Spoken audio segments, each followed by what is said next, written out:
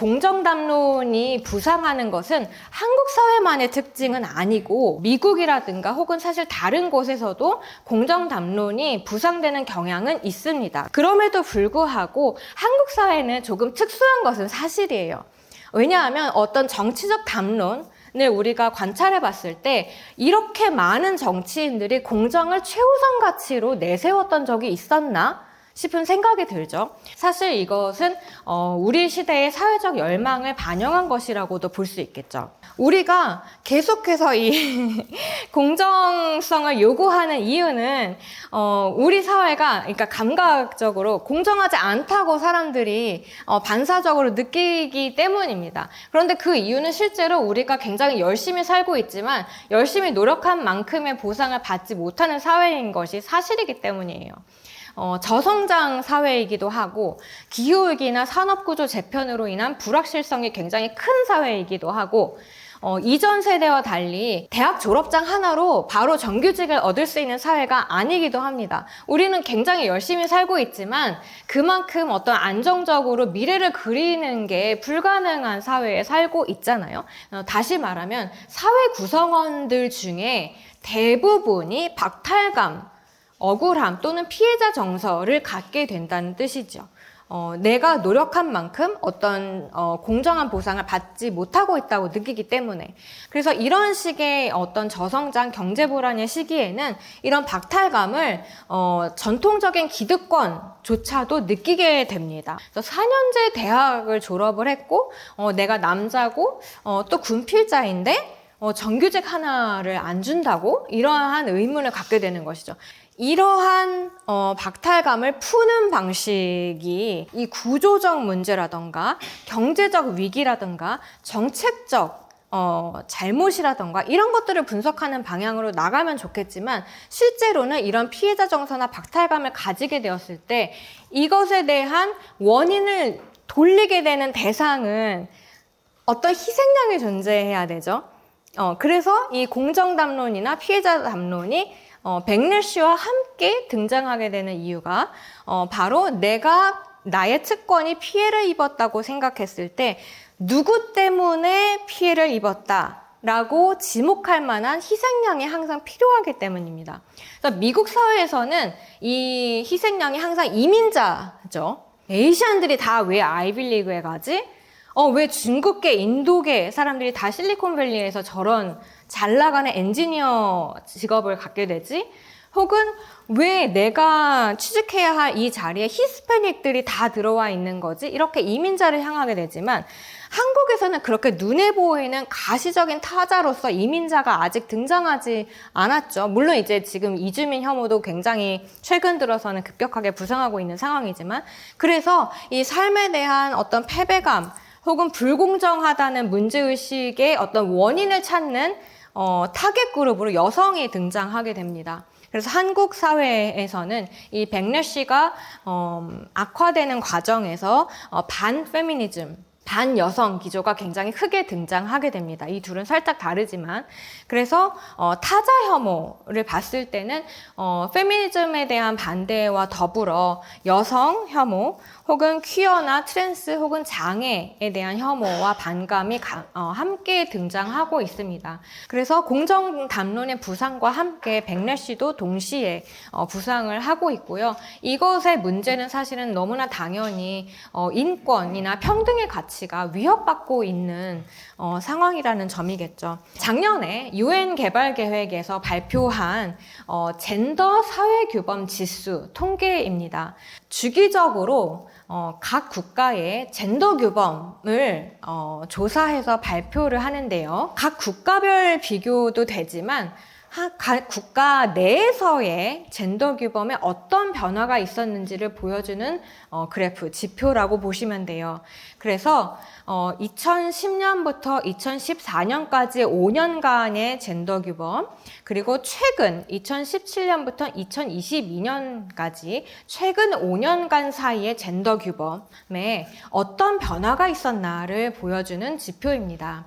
그래서 설문 항목들을 보시면 예를 들어 정치는 역시 남성이 해야 한다. 매우 그렇다, 그렇다. 중립이다, 그렇지 않다, 매우 그렇지 않다. 이런 정도의 굉장히 전통적인 성차별주의를 반영하는 질문, 아주 단순한 질문들입니다. 그래서 이런 식의 젠더 규범을 단 하나라도 갖고 있는 사람의 비율이 미국 같은 경우에는 약 50%인데 한국의 경우에는 90% 정도예요. 그러니까 그냥 모두가 성차별 의식을 갖고 있는 상황이라고 보시면 되겠습니다. 그러니까 뭐 정치는 남성이 해야 되고 육아는 여성이 해야 되고 이런 전통적인 젠더 규범이 사실은 개선되어 왔는데 그런데 최근 5년간 한국이 밑에서 두 번째 악화된 국가에 속해 있습니다. 그래서 이것을 백래시 지수라고 부를 수 있는데요. 옆에 보시면 이 파란색으로 오른쪽으로 움직이고 있는 막대 그래프는 improvement, 개선된 경우, 더 젠더 규범이 조금 개선된 경우, 그래서 이렇게 고정적인 성 역할관념에서 조금 벗어난 국가들, 나아지고 있는 국가들, 그래서 독일이 가장 위에 있네요. 그런데 한국은 개선이 되고 있었는데 지난 5년간 급격하게 퇴행했어요. 그래서 오히려 이런 전통적인 성차별주의를 굳건하게 믿는 사람들이 늘어났다는 뜻이죠. 그래서 가장 퇴행한 국가가 칠레, 두 번째로 퇴행한 국가가 대한민국입니다. 근데 이 지난 5년간을 그런데 생각해 보시면 공정담론이 부상한 시기예요. 2022년이 바로 우리가 대선이 있었던 때고 2021년이 바로 이준석이 당대표가 되었던 해죠. 그래서 이 2017년부터 2022년까지의 그 5년간이 대단히 반여성, 반페미니즘, 여성 혐오와 더불어 공정담론, 개별화 담론, 자유경쟁 담론이 부상했던 시기인데 실제로 그 시기에 젠더 규범 지수가 크게 악화된 것으로 나타나고 있습니다. 우리가 공정 담론을 이야기할 때 놓치고 있는 것이 이것이 사실은 기득권을 보호하는 담론이 공정 담론이라는 뜻이거든요. 개별화된 노력과 경쟁으로 자유시장에서 열심히 일해서 그만큼 네가 노력한 만큼 보상을 받아. 너가 실패했으면 너 책임이지 라는 것이 공정 담론인데 이것은 기득권자에게 유리하죠. 당연히. 나는 이제 남성이니까 돌봄이나 양육의 의무로부터 해방되고 열심히 공적 영역에서 시장에서 내 노력과 능력을 추구해서 승진을 하고 좋은 직업을 얻어서 보상을 받으면 그게 내가 노력한 결과이니까 너무나 당연하고 나는 응당 그런 대가를 받을 자격이 있다라는 믿음. 능력주의 자유경쟁 신화를 계속해서 정당화하는 담론이기 때문에 기존의 질서를 유지하고 또 구조적 차별이나 불평등의 역사적 사회적 맥락을 완전히 무화시키는 효과를 동시에 가져오고 있는 담론이 공정 담론입니다.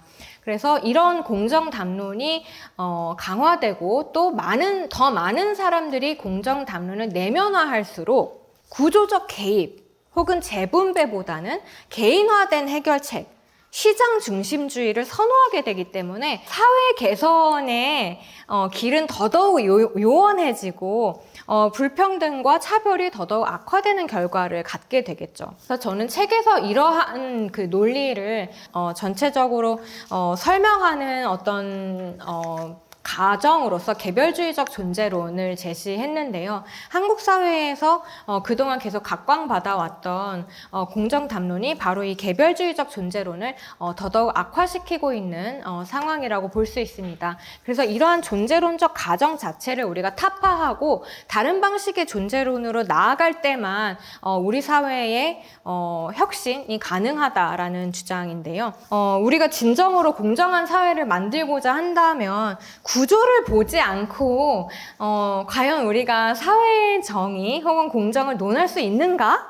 우리가 개별주의적 존재론 혹은 개별적 해결책 혹은 시장 중심, 수요 중심 해결책으로 공정이라는 가치를 실현할 수 있는가? 이렇게 물어보면 사실은 대답하기 찾기 어렵다는 점을 우리 모두가 알고 있음에도 불구하고 대안적 흐름을 만들어내기가 너무나 어려운 시대인 것 같아요. 그래서 오늘은 우리가 구조 혹은 이제 관계를 함께 생각을 하면서 공정 담론에 대한 어떤 대안 가치를 함께 모색해보는 시간을 가지려고 합니다. 이 공정 이후의 세계를 모색하는 데 있어서 페미니즘이 주는 힘이 저는 굉장히 크다고 생각을 해요.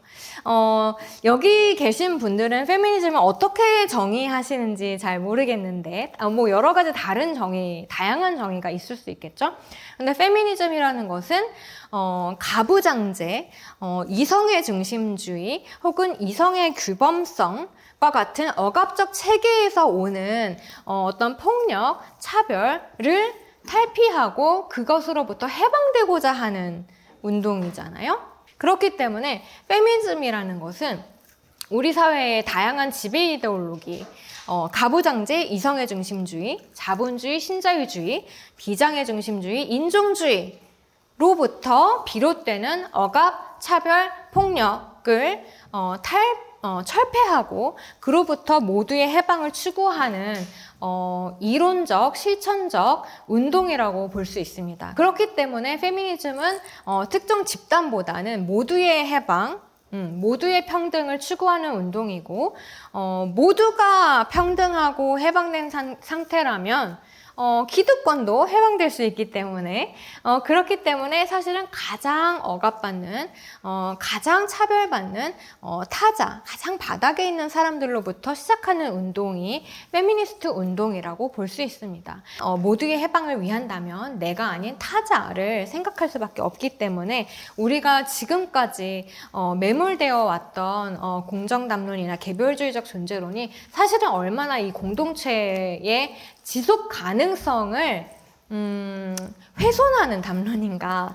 개별주의적 존재론이 사실은 얼마나 나의 성공을 추구할 수 있을 것 같지만 실제로는 이것이 얼마나 자기 파괴적인 담론인가. 관계와 공동체의 재생산을 불가능하게 한다는 점에서 공정담론은 자기 파괴적인 담론이라고 볼 수 있습니다. 그래서 관계적 존재론을 이야기하고자 하는데요. 자기 충족적인 존재론. 태어나서부터 내가 자유경쟁을 마음껏 펼칠 수 있는 모든 것을 다 가진 성인 남성이 아니고 개인이 존재하기 때문에 사회가 만들어지는 것이 아니고 사회가 있기 때문에 내가 언젠가는 누군가의 돌봄을 받았기 때문에 지금 이 자리에 있는 것이잖아요. 그래서 사회가 먼저 존재하고 그렇기 때문에 개인이 존재한다는 인식, 이것이 바로 관계적 존재론입니다. 이게 마치 말장난 같지만 아주 근본적인 사회인식의 전환이라고 볼 수 있죠. 그래서 이런 관계적 존재론을 바탕으로 했을 때는 우리의 삶과 정치를 조직하는 핵심 가치에